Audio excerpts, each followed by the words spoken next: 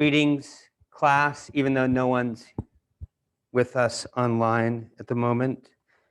I trust that will change soon. It also makes me wonder if I've screwed up somehow.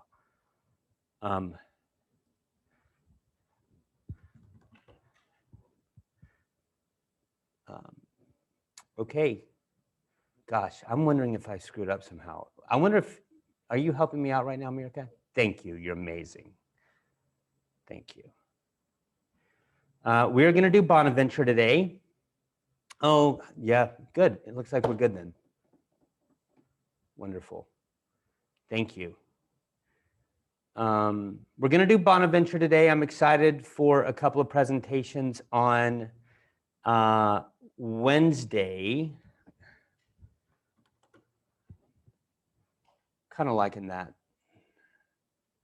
but needs to be over here. Very excited about Bonaventure. I'm going to make my life easy today. I was talking about this a little bit at the beginning of class. I'm making my life easy, and I just being gentle on myself, trying to not kill myself. And in that spirit, what I'm going to do, I'm actually going to read to you guys. We are, and I need to share my screen. I'll do that in a sec. We are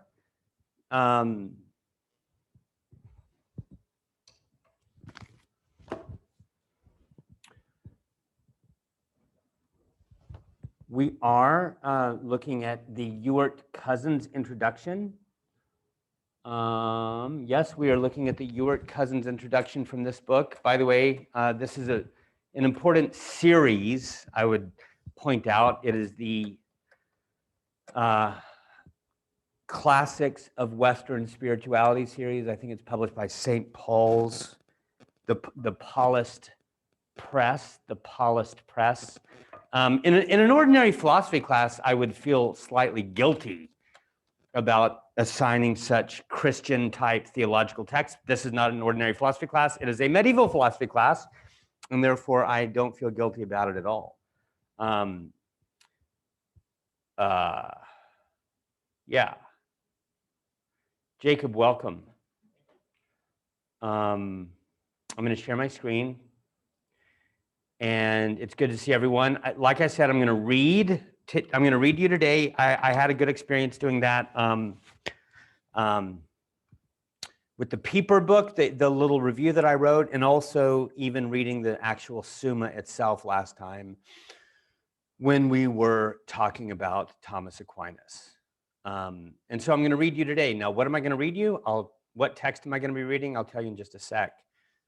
Yay, okay. It's slightly embarrassing, but I'm actually going to be reading portions of my dissertation to you guys.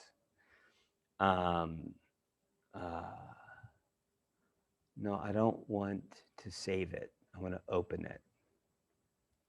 Can I do that? There we go.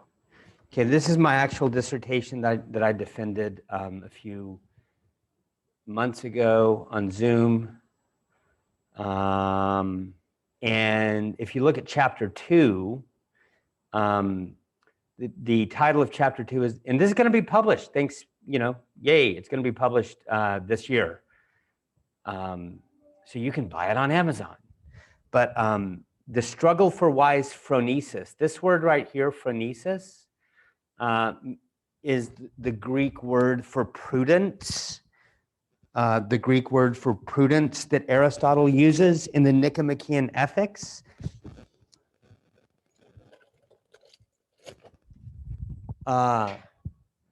Prudence. Did we talk about the virtues in this class, the 4 cardinal virtues and the 3 theological virtues?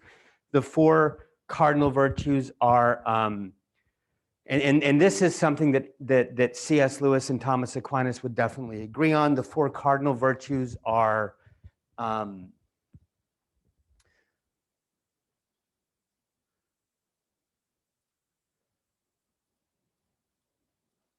oh, sorry.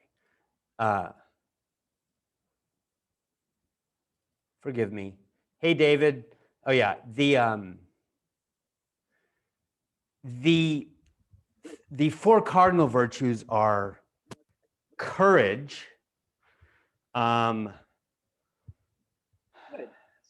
justice, moderation, and prudence. See, prudence. Prudence is one of the four cardinal virtues. The three theological virtues, according to people like Thomas Aquinas and C.S. Lewis, are faith, hope, and love. So you've got the four cardinal virtues, which the tradition claims. I think we did talk about this. You don't need revelation to understand. Any old Tom, Dick, or Harry or Sally can discover the four cardinal virtues of courage, moderation, prudence, and justice by natural reason alone. But to know, or to have, at least to have an accurate understanding of the three theological virtues of faith, hope, and love, you do need revelation. You need something like the Bible, or at least that's the claim on the part of Christians, Muslims, and Jews. Are you with me? The point is that prudence is one of the four cardinal virtues. Now, what is it? We did talk about this. Prudence is whenever you have a goal, like let's say that someone wants to become a nurse. Okay, well, what do I need to do to become a nurse? I need to do this, this, this, this, and this. I need to get into nursing school. I need to pass my classes. Prudence is like, okay, I've got this goal. What are the steps that I need to take to get there? So it's a kind of wisdom, and it's a very practical kind of wisdom. Am I making sense? That's prudence. And so this word, phronesis,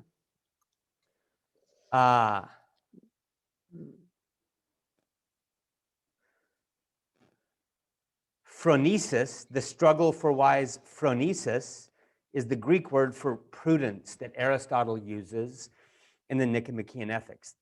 So the struggle for wise phronesis, the Sitze im Leben of Bonaventure and Ratzinger. Don't worry about Ratzinger. Bonaventure. What is Sitz im Leben? It's situation in life. Situation in life. So the struggle for wise prudence, the situation in life of Bonaventure and Ratzinger. That's what I'm going to read to you as we delve into St. Bonaventure together. You do need to be reading the Ewart Cousins, introduction to this book. And I suspect that we will begin to talk about that next class. It's an excellent, did I say introduction? I meant preface. I think I meant preface, yes. It's a very excellent, sorry, the foreword. I always get prefaces, forewords, and introductions confused. The foreword, no, the introduction, I was right the first time. Note to self, don't second guess yourself. The introduction by Ewart Cousins that is on Canvas, Bonaventure's life, Bonaventure's works, the three periods, choice of classics. See, I'm skimming for you. Structure of Bonaventure's thought. This is one that I would encourage you guys, especially if you're writing a paper on Bonaventure, this is the section I would encourage you to focus on. I would encourage you not to write about Bonaventure's life. Read it. It's important. It's interesting. It's useful. It's helpful. It'll help you for your paper, but don't write about Bonaventure's life. Structure of Bonaventure's thought. Yeah, good stuff. The Soul's Journey into God is one of the three books that he covers. Bonaventure and Francis on nature. Who is Francis? It's Saint Francis, the dude who founded what order? The Franciscan order. As we're going to see in a moment, Saint Francis is super important for Bonaventure. Bonaventure's theological system. Yeah. This is the Canticle of Brother Sun. Brother Sun is a phrase borrowed from Saint Francis. Saint Francis was very mystical. Saint Francis talked about brother sun and sister moon and the brother and sister birdies. He believed that the creatures of this world that God made. Oh man, I'm about to. I'm about to get excited. He believed that the creatures of this world that God made, that he's on intimate terms with them. Are you with me? In other words, he believed that, that the creatures of this world are loved by God. And even if they're not rational animals or rational beings like you and I are, even squirrels, it's as if we can have a relationship with squirrels or rocks or even celestial bodies. By the way, want to know how he talked about his own body? So St. Francis talks about brother sun, sister moon. And is it a coincidence that the sun is masculine and the moon is feminine? No, it's not. But you know how he refers to his own body? As brother ass. I love that. Have you ever heard me talk about that? Brother ass. I love that because on the one hand, the reason I like that is because on the one hand, it's affectionate. It's affectionate. Like when he refers to his own body, he's gentle with himself. He's not saying, I'm the devil, you know? But on the other hand, he's saying like, damn it, this body is kind of a pain in the ass. You know what I mean? Like, especially as you get older, you're like, I've got all this flab and yeah. So I kind of like that. Brother sun, sister moon, brother ass. I suppose if he were a female, he would have called himself sister ass. But I just like it. Francis is awesome. And by the way, before I forget, let me just say that recently I gave you an example of a real monk,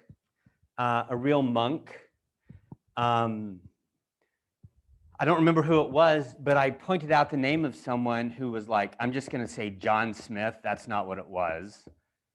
And then after his name, we saw this, OP. Who can remind me of what OP means? The Order of Preachers, AKA what? AKA the monastic order of, well, AKA the what order? The Dominican order, that's right. And I don't remember whose name I showed you, but check this out before I forget real quick. Ewart Cousins, I hope I'm not wrong. Ewart Cousins, who wrote this introduction, it doesn't say his name right there. It says it somewhere. Oh, we'll just do this. Brady, Ignatius Brady, comma, what? Do you see that?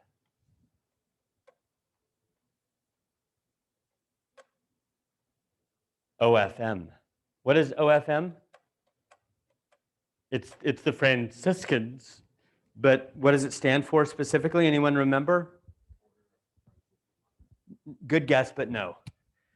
It's Order of Friars Minor. Order of Friars Minor, OFM. Yeah. So yeah, there are real Franciscans running around today. For example, Ignatius Brady, right? That's the point. All right, Canticle of Brother Sun, what else? As we skim together, meditation on the soul. The Greek word for soul is psyche, like psychology. The Latin word is usually anima, A-N-I-M-A. So I'm 90% sure that the word here would be anima, that the word Bonaventure uses would be anima. However, in one of Bonaventure's famous books, which is called this in Latin, it's called this in Latin, itinerarium.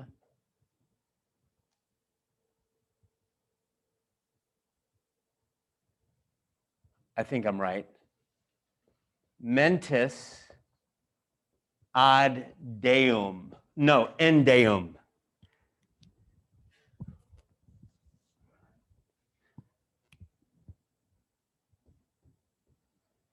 Itinerarium mentis something about this doesn't seem right, but I think that that's right. Itinerarium mentis in Deum. Any idea what that means? It is, well, let me give you a hint. It's this, it's this title right here.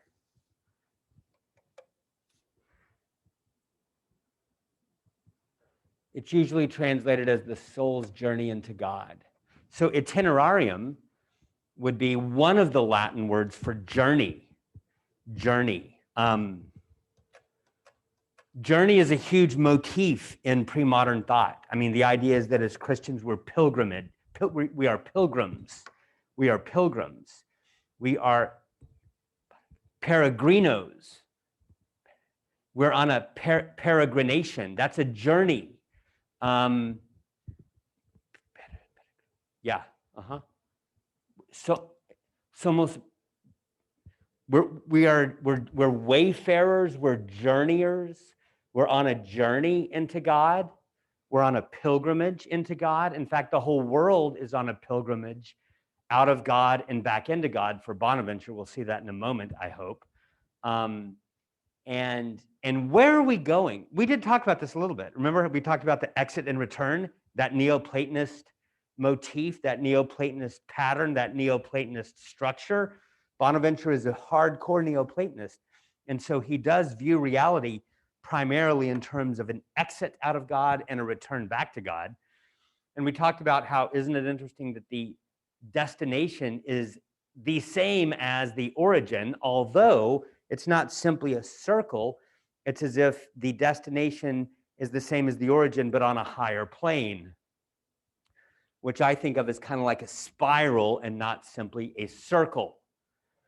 And I just want to write a phrase on the board real quick, and I'm going to really try not to get off track here. I got to get back to that text. But maybe you've heard of the hermeneutic circle. Don't really have time to talk about it right now, but you could think of that not as the hermeneutic circle, but as a hermeneutical spiral. This word hermeneutic means interpretation. So what is the hermeneutical circle? Well, there's lots of ways to talk about it, but imagine that you're reading a story. So this word hermeneutic, it just means interpretive. Interpretive. So imagine that you're reading a story.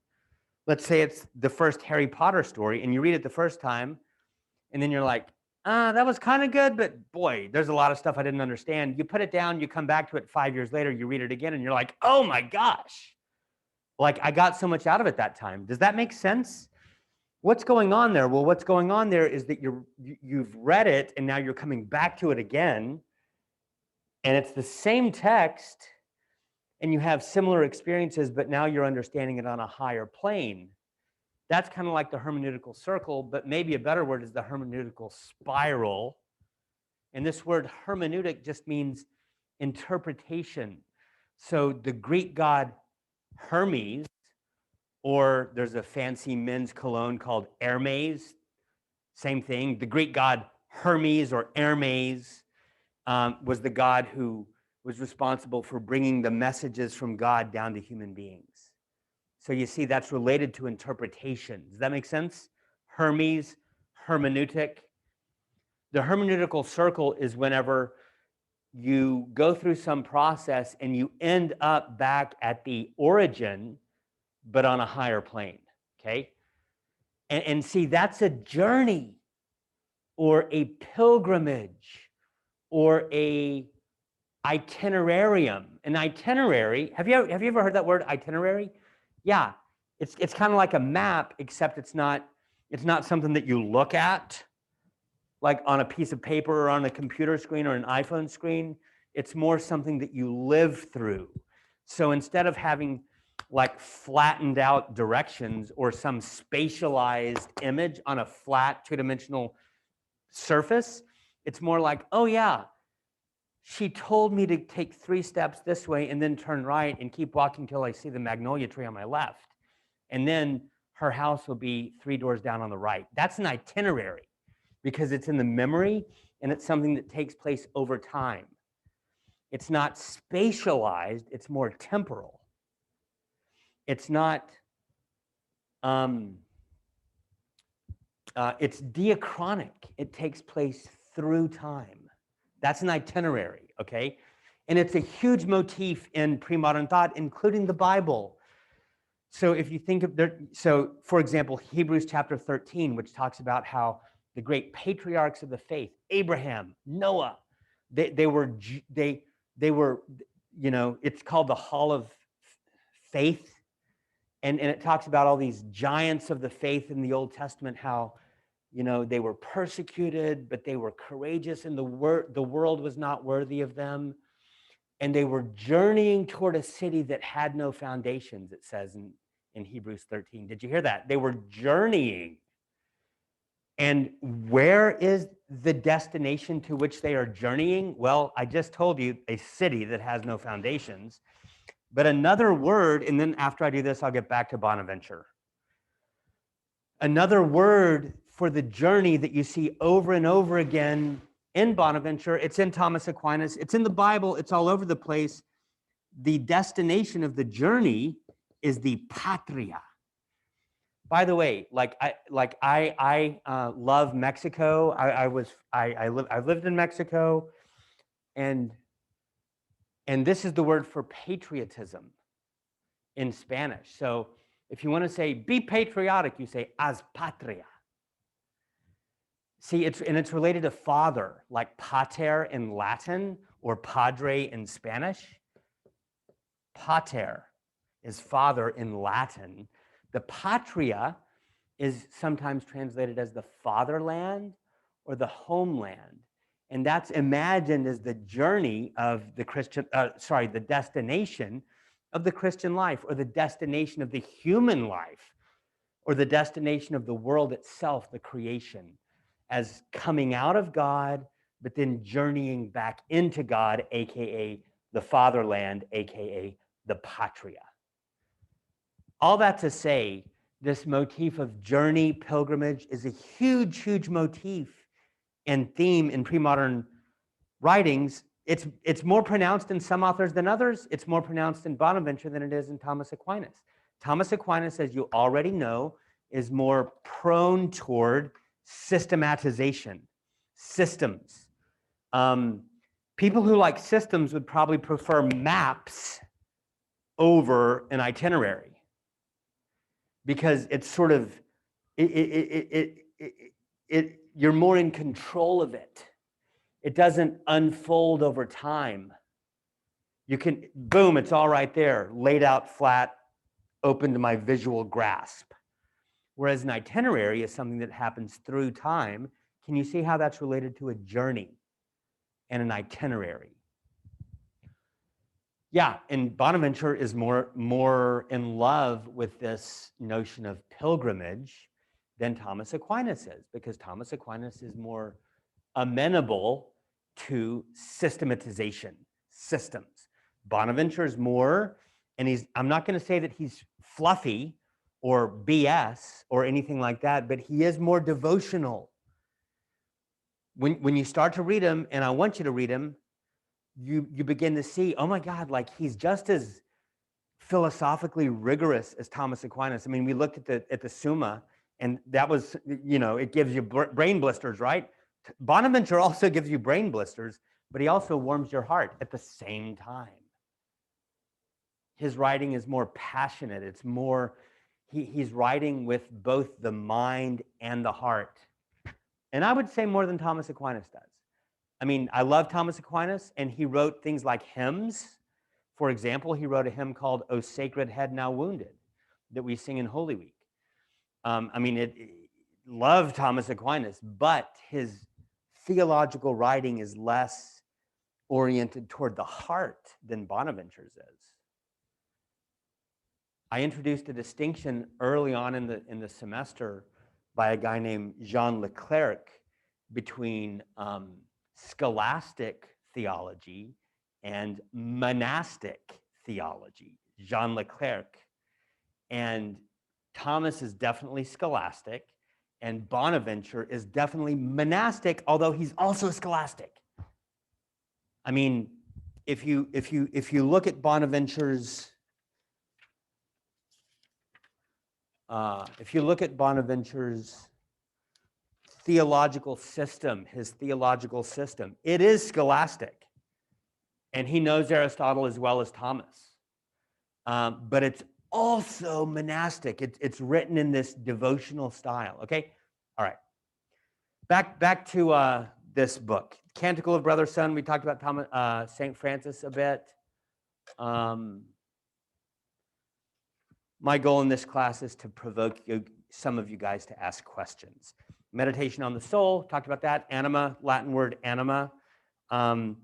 Meditation on God. Tree of life. Okay. Oh, I don't have time to talk about that. I wish I did. It's connected to the days of creation. Remember how I made a point, and it was briefly, and I think you may have emailed me about it,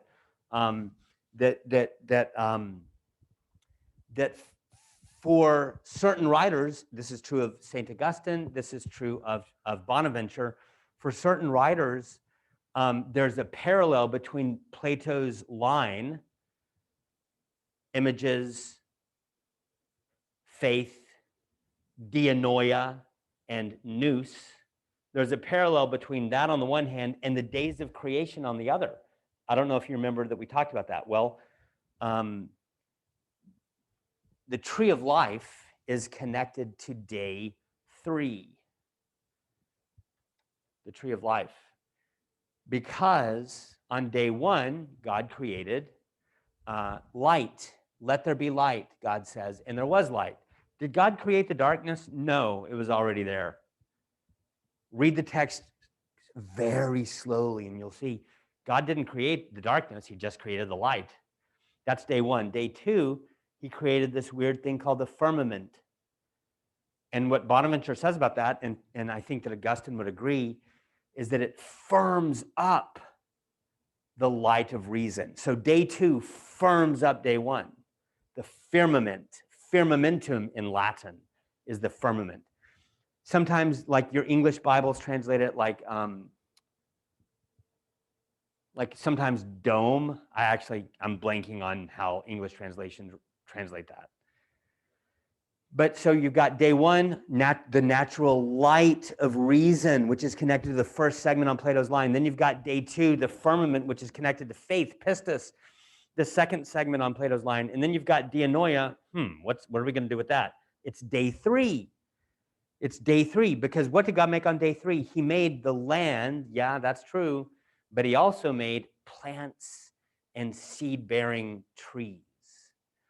Like trees that have seeds and make more trees. And for people like Bonaventure, that's talking about the Bible. That's talking about Scripture. And so you see, Scripture is connected to dianoia. It's because you read it over time. Remember what dianoia is. It's like moving through a series of elements. Thomas Aquinas calls it componendo et dividendo. Putting things together and taking things apart.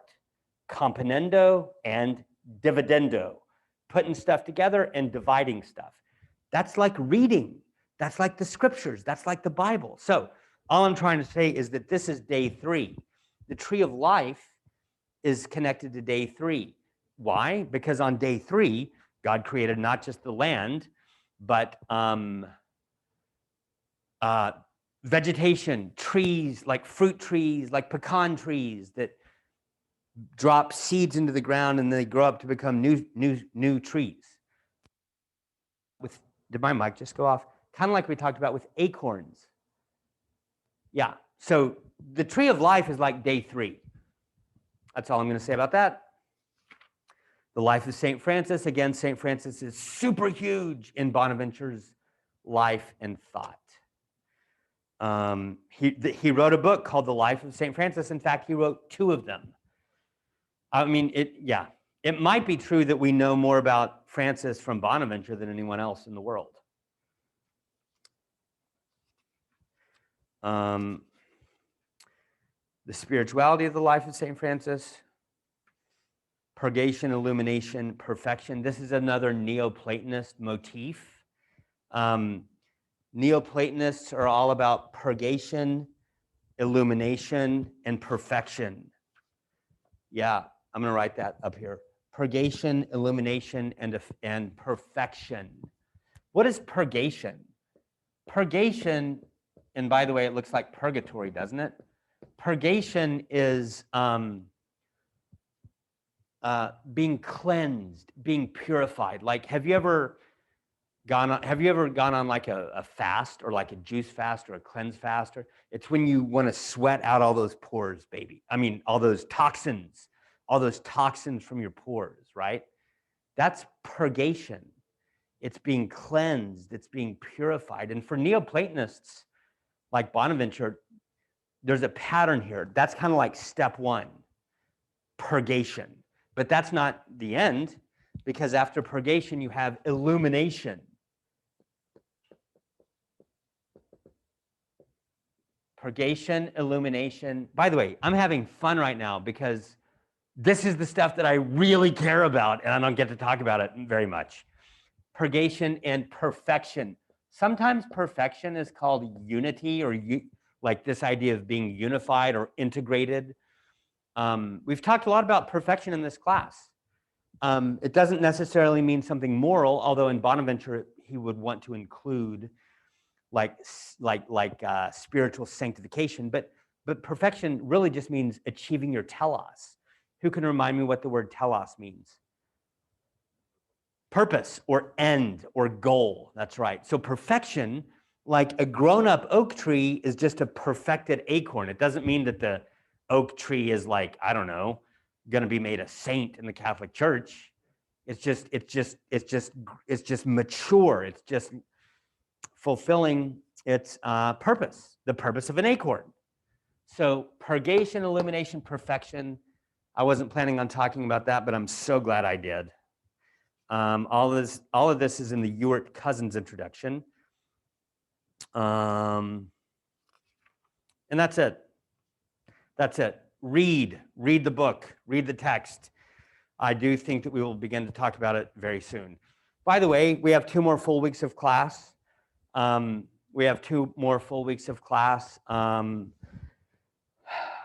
So yeah, I mean, I'm certain that we will still be talking about Bonaventure next Monday. And you know what? We're probably going to be talking about Bonaventure next Wednesday as well, on the final day of class. But we will also figure out how to do some review for the final exam. Okay? Yeah. Yes.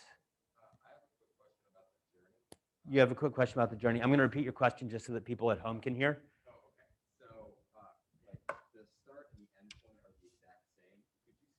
Well, they're not the exact same. Let me.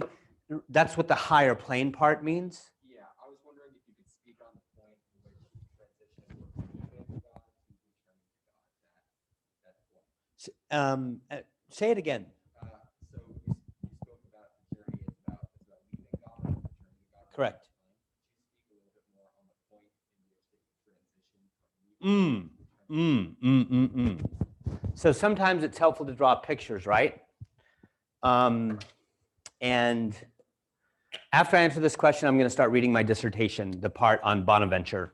Sometimes it's helpful to draw a picture, and here's the picture that I always have in my mind. If this is God, and like all pictures fall short, right? But if this is God, the world proceeds out of God. And by the way, you could think of this procession out.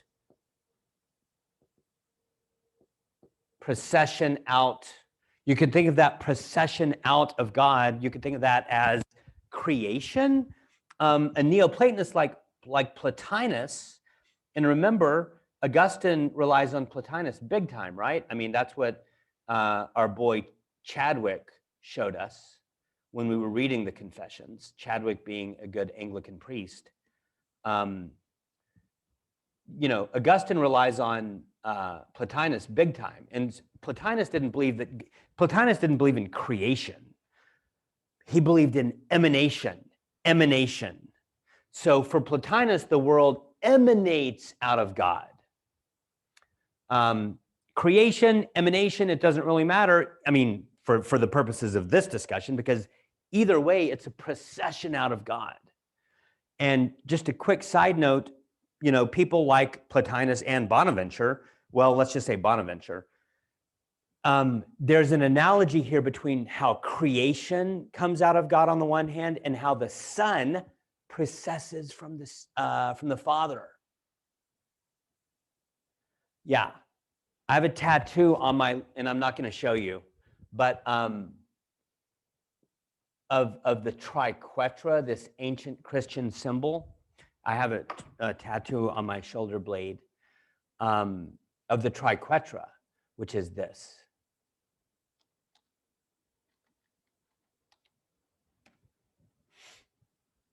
Come on. This is that's not the one I have. The one I have is this one, the triquetra.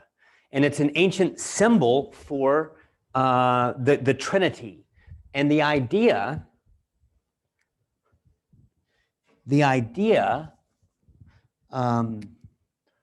like if this is the Father, this is the Son, this is the Holy Spirit.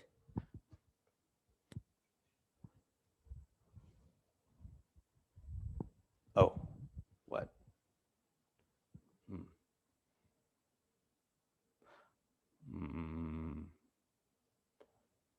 Oh, the idea, if this is the Father, is that the Son processes out of the Spirit, and out of the Father. The Son processes out of the Father. The Father begets the Son. The Spirit is begotten from the Father and the Son. You see that? You see the triquetra? It's an ancient Christian symbol. It's the idea that God the Father, God the Son, and God the Holy Spirit are a dance. The church fathers use this word, perichoresis. Can you see this core? Are there any dancers in the room? Choreography, chorus. Peri is a prefix that means around. So like a periscope is, a periscope will allow you to look around the corner. You know what I mean? Like around. So perichoresis is dancing around. The Father's dancing around the Son's dancing around the Spirit. It's this dance, divine dance. But the point is that the Son proceeds out of the Father. And for someone like Bonaventure, and even someone like Plotinus, it's very interesting that Plotinus may have been influenced by Christianity. Probably one of Plotinus's parents was a Christian, and it may be that Plotinus learned some things from Origen, one of the church fathers. So there's an analogy between the Son processing out of the Father on the one hand, and sometimes these are called the divine processions. The Father proceeding, the Son proceeding from the Father, the Spirit proceeding from the Father and the Son, the divine processions.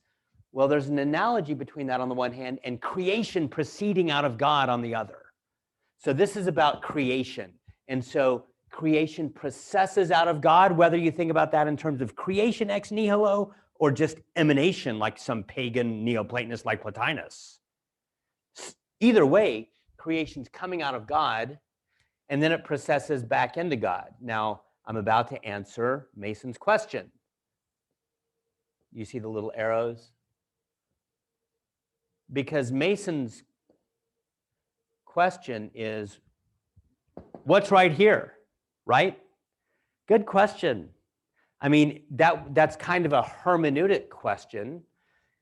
So for Christians like Bonaventure, who care deeply about Scripture, I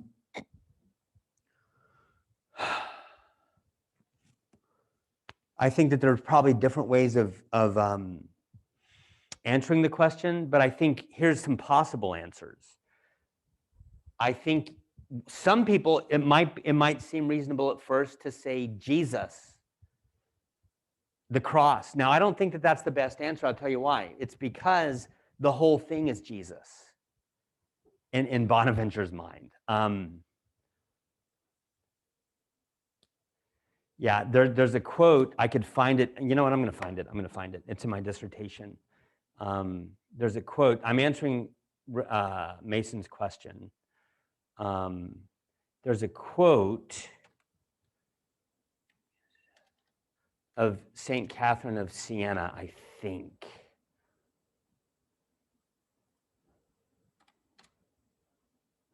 Yeah. All the way to heaven is heaven, because Jesus said, I am the way. Think about that. So remember patria? Patria is the fatherland, the homeland. Well, it's also heaven. Okay, it's also heaven. And St. Catherine of Siena says, all the way back to heaven is heaven because Jesus said, I am the way. That actually doesn't really prove my point.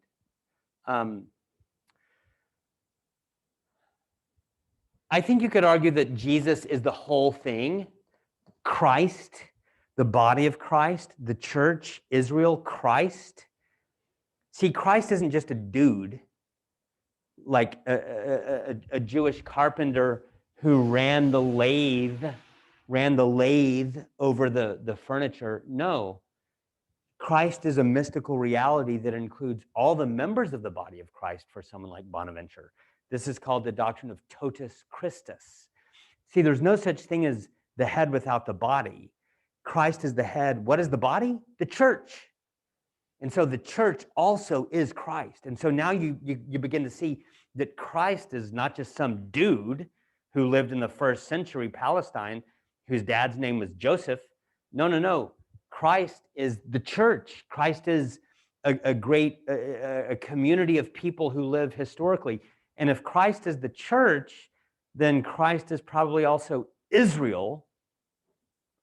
And now you can begin to see how Christ is the whole journey itself. Maybe the answer to your question, Mason, is Christ. Maybe it's the cross. Maybe it's the fall. I would argue that it might be the fall because, yeah,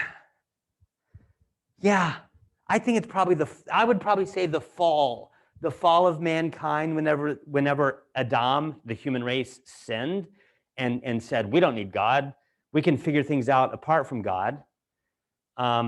When that happened, you might say, the human race, I don't know. I think there's lots of answers. I don't think there's one correct answer. But what I do want to say is that right when the fall happened, God, because God is gracious and loving, immediately begins to redeem his creation and bring it back to himself. Okay? God immediately begins to redeem his creation and bring it back to himself, because even in the fall, remember Adam and Eve, like they do something bad, they hide because they're naked. They do something really stupid. They try to get like fig leaves and sew them and cover themselves with fig leaves. That doesn't work. Have you ever tried to wear some jeans made of fig leaves? You sit down and they break. You know what I mean? And what does the gracious, loving God do? He comes and he brings animal skins, which means that, by the way, that there was sacrifice. Sacrifice is very important in the Christian life and in the Christian story. Jesus Christ himself is the Lamb of God who was sacrificed and slain before the foundation of the world. So at the very beginning, right after the human being falls, God already performs a sacrifice and mercifully clothes his creatures with animal skins. Now we're talking. A nice leather jacket. I don't know. But see, the redemption begins immediately when the fall, and so at that point, creation begins to return back to God. That might be an answer. I don't know. Like any good story, the Bible is challenging to interpret. C.S. Lewis said the Bible is a book for grown-ups. So yeah. Good question, though. And y'all, I'm going to start reading my dissertation. Is that okay? I've got 15 minutes. Let's see how far we can get. Thanks for that question. And I hope you weren't just like placating me, because I did say my goal was to provoke you. Anyway, thank you for the question. It was a good one. And one that I've thought about, and I don't know if there's a clear black and white answer, and I also don't know exactly how Bonaventure would answer it. Nice. Okay, y'all, we're going to read. General historical overview. Given the importance of St. Francis, here's his dates. Francis was born in 1181. He died in 1226. By the way, Bonaventure, I think, was born in 1224-ish. As we'll see, there's a legend. I'm just going to read. I don't want to jump ahead of myself. I don't want to repeat myself. Given the importance of St. Francis for any attempt to understand Bonaventure, it seems appropriate to open up this historical introduction to Bonaventure with the Poverello in focus. The Poverello, what's that? That is an Italian word which is kind of like, I don't know if it's a diminutive, like, you know what a diminutive is? Like, you know, like mijita. Sometimes I call my daughters that. Mijita. That's a diminutive. Ita. I don't think that Poverello is a diminutive in Italian. They have plenty of diminutives in Italian, but I don't think that that's one of them. But it means the poor guy, the impoverished one, the poor person, the Poverello.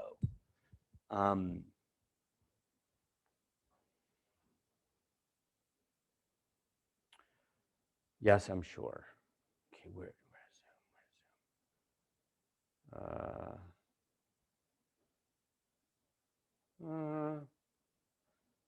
Okay. Okay. I don't know what I'm doing. The Poverello means the poor one, like poverty.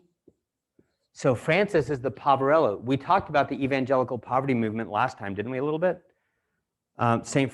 the mendicant orders. What does mendicant means? It means beg, right? Beg. The mendicants begged. St. Francis was like, Jesus wants us to be poor. The church hierarchy didn't like that. By the way, was Jesus poor? Yeah, the Son of Man has no place to lay his head, right? So St. Francis is the Poverello, okay? Say more about that, Michael. How is this Platonic?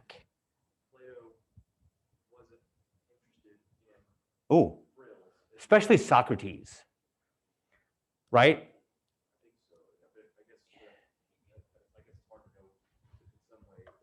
Yes.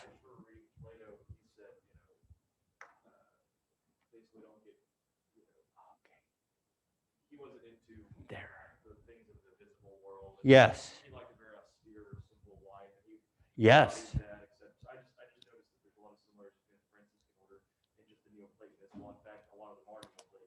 Yes. Amen. Good. I like it. Thank you.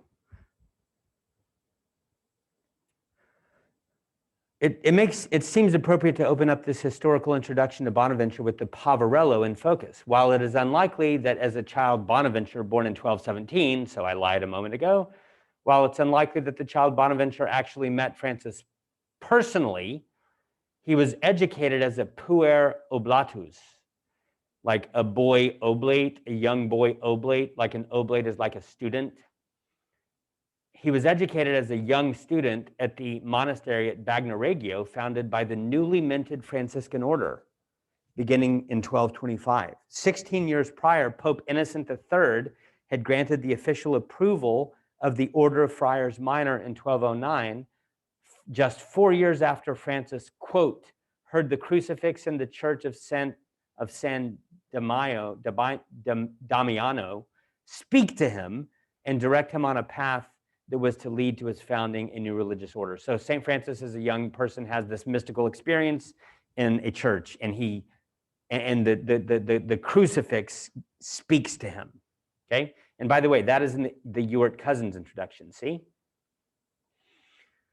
throughout its course, this study addresses several instances of Francis's profound impact on Bonaventure, the latter's mystical experience during his retreat on St. Alverna. So Bonaventure took this mystical retreat on St. Alverna, on Mount Alverna. What is Mount Alverna? It's where St. Francis received the stigmata.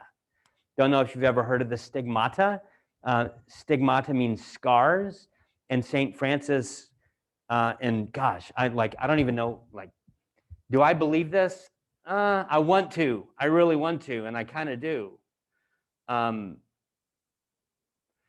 The stigmata are the scars of Christ that Francis received, on his wrists and his side and his feet, in imitation of Christ. And he also, there's a lot we could say about that. But that's Mount Alverna is where Francis is purported to have received the stigmata.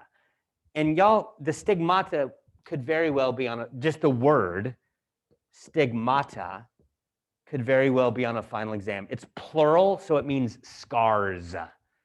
St. Francis is purported to have received scars. And scars that were the image of the scars of Jesus. Does that make sense? Okay. That's Mount Alverna. But Bonaventure made a pilgrimage there and took a retreat there. So that's one way in which Bonaventure depends on Francis. Here's another one. Francis's exemplary voluntary poverty. We talked about that. The regula he imposed on the order. What's a regula? It's a regula is the rule of life. Regula. Yeah, the rule of life. See, monks and monastic people have a rule of life. By the way, ancient philosophers also have a rule of life. For example, Stoics. Yeah. And so Francis wrote a rule, a regula, for his order, the Franciscans, and that's what this is talking about here. The striking stature to which Francis rises in Bonaventure's narration of redemptive history. This is super complicated for y'all. But what that means is that in Bonaventure's mind, and this is crazy and controversial, a lot of people don't like it. I kind of do like it, but if you think about the history of salvation of the world according to Christians, that's talking about the Bible.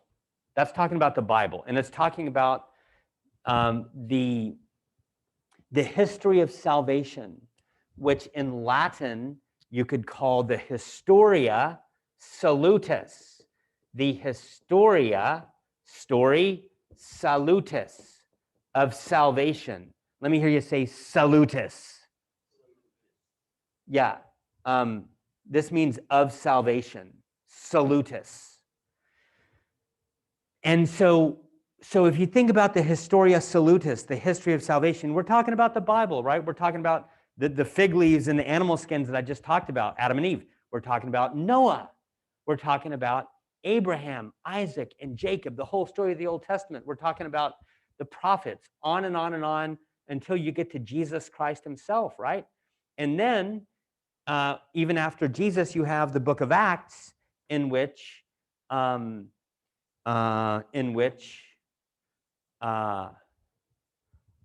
church carries on the ministry of Jesus and performs miracles and brings salvation to the nations and all this kind of stuff. That's the history of salvation. But see, it's sort of all contained in the Bible. Are you with me? But in Bonaventure's imagination, St. Francis is so amazing, so holy, so important, that he's sort of a part of that biblical story. He's sort of a main character in the history of salvation. Now, I don't know how you think about that. Yeah, a lot of it has to do with what one's assumptions are about the Bible. But anyway, that's what I'm trying to say here with this phrase.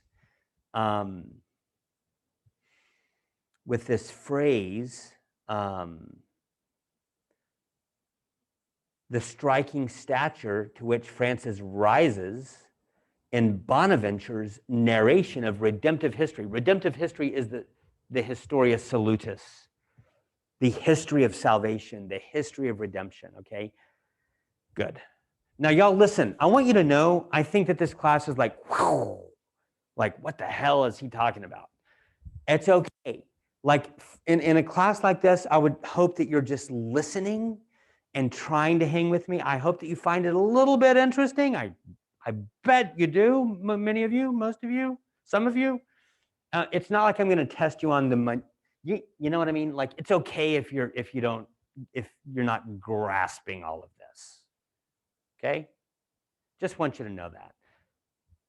For me, I'm just happy that I'm able to expose you to some of these ideas. And they are going to be online for you to watch later, if you want, if you're interested, okay? I'm going to keep reading. Yet there was one event in the young oblate's life, the young student's life, that marked him for life and set the stage for his subsequent sense of connection with the soon-to-be canonized founder of the Friars Minor. Who's that? That's Francis, right? Of which he gives clear testimony in the Legenda Mayor. The Legenda Mayor, remember how I said that Bonaventure writes the biography of Francis, and it may be that we owe more to Bonaventure than anyone else in terms of our knowledge of the life of Francis? Well, this is it, the life of St. Francis. And he actually wrote two such works. One of them is called the Legenda Minor, the little legend, the little story, and the other one is the Legenda Mayor, which is what we're talking about here, right? The Legenda Mayor. So in the Legenda Mayor, the life of Francis, Bonaventure gives testimony of something. He gives testimony of something. Of what? Here's what. The apparently miraculous healing of a serious childhood illness through the intercessions of St. Francis himself. So Bonaventure thinks that Francis healed him by praying for him. And again, that's from the Cousins introduction, see? Footnote 4. As Bonaventure relates the story, and see, all of this is about his dependence on Francis, y'all. So I am introducing Bonaventure to you, and rightly, I'm stressing to you his dependence on Francis, okay? Quote, when I was a young boy, this is Bonaventure talking, when I was a young boy, as I still vividly remember, I was snatched away from the jaws of death by Francis's invocation. What's an invocation? It's a prayer. I was snatched away from the jaws of death by Francis's invocation and merits. I recognized that God saved my life through him, and I realized that I have experienced his power in my very person. That's Bonaventure on Francis, okay? I'm going to keep going. I'm going to skip down to this. I'm going to go for 5 more minutes, okay? The evangelical poverty movement. Our focus on the poverello. What does poverello mean? The poor one. And who is the poverello? St. Francis. That's exactly right. That's exactly right. Okay. As our focus on the poverello leads us, in a straight line to consider a development from which the mendicant's epithet, aka the poverello, originates. The widespread cultural movement that captured the imaginations of so many in the generation of Saint Bonaventure. Y'all remember when we looked at the Pieper book and I talked about the Dominican order and I talked about the Albigensians, remember? And I talked about how Bonaventure raised up an army of young men to go with him, and they went down to France and they put down roots among the heretics, and they lived among them, and they gave them a high five. They affirmed the half-truth of what the mendicants were believing, and they tried to live those truths out in a way that was compelling and beautiful and attractive. And when Dominic did that, he was charismatic. People were drawn to him. There was this movement that sprang up. Well, the same stuff is true for St. Francis. So Dominic and St. Francis are similar. It's as if they're lighting Europe on fire. If I X out that box, will it do something bad? I just want this stupid white column to go away. Thank you. Okay. Dominic and Francis were both charismatic leaders, and they drew young people to themselves. It's like the hippie movement, but way better. And it changed the world. And so in Bonaventure's mind, Francis is really important, and you can see why.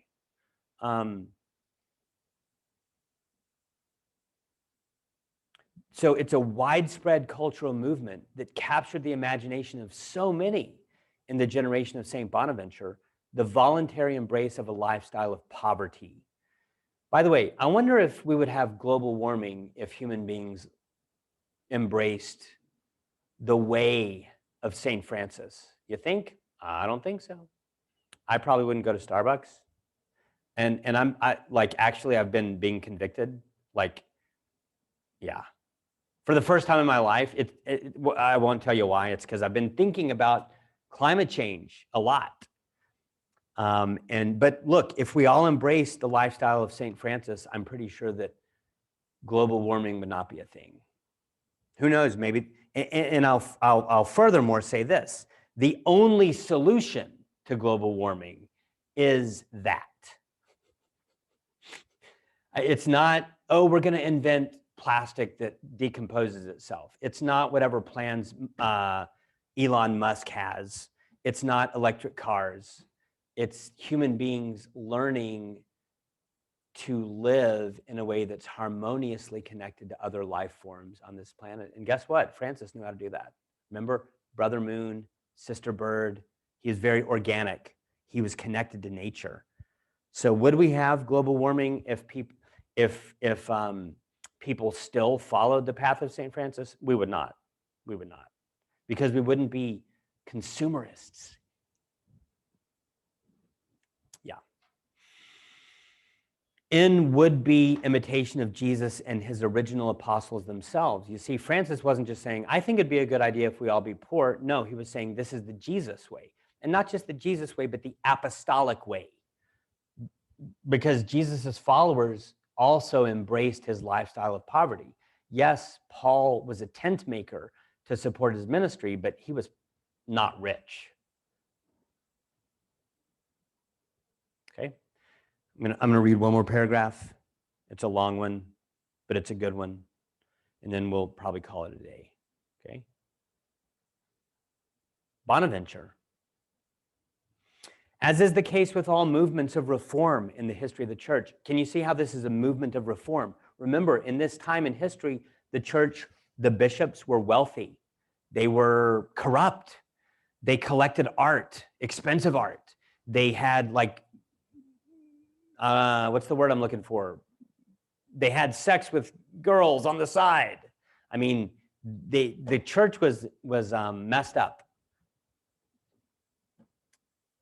It's always been messed up. It's still messed up. We're all sinners, but this is a reform movement that Dominic and Francis are launching. And as is the case with all movements of reform in the history of the church, the evangelical poverty movement had underlying roots in the social and political conditions of the day.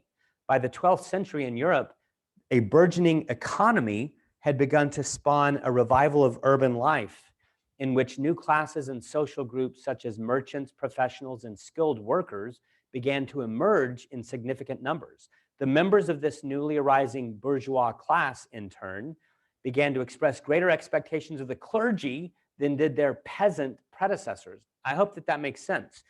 As the people start making money and having a better lifestyle, they're like, okay, we need good preaching. Like this old stuff, it won't cut it. We need to actually know what the Bible says. We need to understand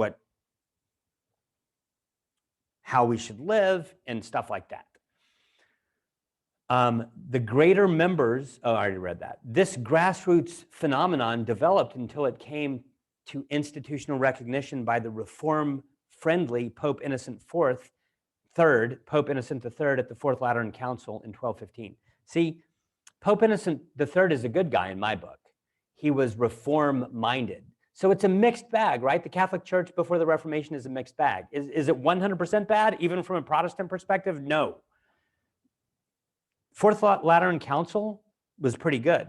Check this out. Taking aim at the entrenched patterns of corruption among clerics and the religious, the participants of the council, bishops, cardinals, the participants of the council redirected the duties of the clergy in favor of more responsible pastoral care of the members of the local parish. We want pastors to take care of people. We want pastors to preach the scriptures. We want pastors to keep it real. That's what's going on. Pope Innocent III and the Fourth Lateran Council is like, we want the pastors to keep it real, not just be buffoons, okay? Newly legislated obligations included such tasks and practices as the prudent discernment of advice given to a penitent and the education of parish priests by appointed lectors or teachers. One can see in these moves a greater interest in and seriousness about the true care of souls of the faithful. Y'all, I'm gonna read one more. In the midst of this situation, the community of St. Francis emerged. So the community of St. Francis emerged out of this this situation of reform in which there was a growing demand for wise, competent clergy, priests. Unlike the preaching friars of St. Dominic, however, these lesser brothers, minor means lesser, minor, these lesser brothers embodied a movement that took shape from below, as it were, consisting mainly of lay people. So they weren't, Francis wasn't even a priest. Thomas Aquinas was. Francis was not. Very interesting. Consisting mainly of lay people, they were, quote, motivated by a desire to renounce the world, the web of avarice. What's avarice? Greed. They were motivated by a desire to renounce the world, the web of greed and status seeking they perceived as the dominant forces in their society, to create a new type of community based on authentic gospel values. They viewed their mission in the church as calling other Christians to true conversion of heart through their informal penitential preaching, but more importantly, through the witness of their own converted lives as they worked and moved propertyless and powerless among their neighbors, close quote. Is that from Ewart Cousins? Nope, it's not. Such fervent and widespread desire to return to the simplicity of Jesus's disciples was the environment in which the young Bonaventure developed. Okay, we'll stop it right there. Y'all, I just want to say that what we've really emphasized today is sort of some of the social, cultural, political background of Bonaventure, and we've talked a lot about St. Francis, and I'm glad we did. We will continue with Bonaventure on Wednesday, and we will have a couple of presentations. And y'all, thanks for putting up with me. That's all I got. Yes, we have a question. You're free to leave. I'll probably keep recording if you don't mind. Yes. And you're free to leave, no problem. Just to clarify, though, the Dominicans were also friars, not monks, and traveled as well, right? We talked about Aquinas. Yep. They were not cloistered. Correct. Yeah. So Thomas Aquinas, like Bonaventure, didn't own property. But Correct. And let me just say something real quick. You know, if you were to find an exhaustive list of all of Thomas Aquinas's writings, you will find him defending this evangelical poverty movement against its detractors. That's how emphatic my answer is. Yes. I see. So yeah. So there's some agreement between Bonaventure and Aquinas. Oh, big time. On this particular issue, despite his place in the Dominican order. That's correct. And they also agreed on a lot of other things, but yes. Okay, so then it's kind of like, okay, so they're both, so I'm trying to think what's the difference then exactly. So Yeah. because they're both traveling people, and then in this case, you know, it's like, okay, Thomas Aquinas and Bonaventure both kind of like this idea of a simple Christ-like, you know, life of poverty, etc. Yes. But then despite all that, Thomas Aquinas has some sort of a higher stature or status in some manner, something called a priest. He's a priest, like isn't that what you said earlier? Like, Actually, Bonaventure was a priest as well. So, I guess I'm trying to think like the distinction between the minor and the major. so So here's what I would say. First off, the Dominicans had as their special calling to train preachers. Now, what was the Franciscan special calling? I don't know. I mean, honestly, I'm kind of embarrassed. I don't know. Maybe they didn't even have one. Maybe it was just to serve people. I'm not sure. But so that's one difference in terms of the two orders. Now let me say something about Thomas versus Francis. Thomas versus Bonaventure. Okay. So first off, I didn't say that Bonaventure wasn't a priest. I said Francis wasn't a priest. Oh, I'm sorry. That's all right. See, what happens is as time goes on after Francis comes, he does his thing, he gets permission from the Pope to start this new order, and some time passes. And what happens is that the Franciscan order begins to become more, what's the word, established, more academic. Because you remember who do you remember who St. Bonaventure's master was? Alexander of Hales. You remember who Thomas's master was? Peter the Great. Sorry, Albert the Great, Albertus Magnus. But Alexander of Hales, Bonaventure's master, look, he became a towering academic and professor in the University of Paris after he had been just a simple pastor. I'm oversimplifying radically, but what I'm saying is the Franciscan order became more established, more academic, more rule-based, and it became less hippie-ish. It became less flower childish. And it became less impoverished. So it makes sense, right? Like Francis was full of, like, as time passes, people are less and less able to imitate the authentic simplicity of Francis, and they become more entrenched in the world, and they become more worldly. Now, is that true of Bonaventure? It kind of is. And yet both Bonaventure and Thomas want to hold on to those old values. It's just that absolutely.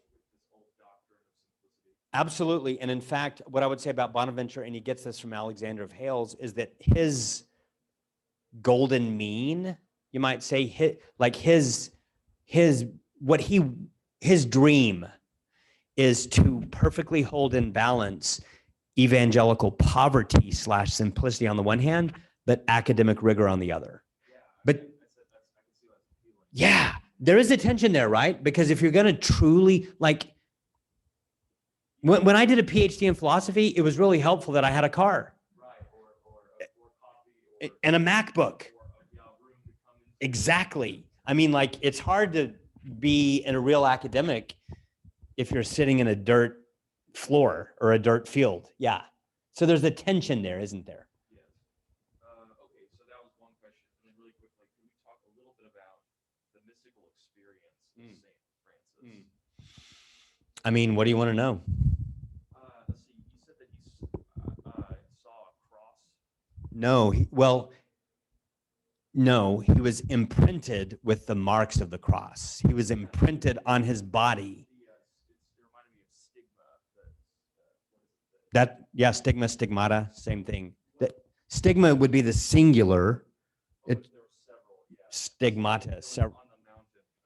Mount Alverna is where he had that mystical experience. Okay, so I'm a little just confused. So he goes off to a mountain, and is this a self-inflicted thing? So I'm going to answer the question sort of based on the tradition. I'm going to take my modern biases against the supernatural and put them to the side and bracket them. I'm going to pretend like I'm Bonaventure when I answer your question. No, they were not self-inflicted. He had a vision. And by the way, I wish that Christian Max, I wish that Max were here because this has to do with angels. By the way, Bonaventure is called the seraphic doctor, seraph. A seraph is a kind of angel, not a cherub, but a seraph. And he sees a vision of an angel. And what angel is it? Well, it's the angel of Isaiah 6. Go read Isaiah 6. There's angels, there's cherubim and seraphim. And that is what Francis has a mystical vision of. But his body receives the marks of Christ's wounds. They're not self-inflicted. It's a miracle. Yeah, it's a miracle.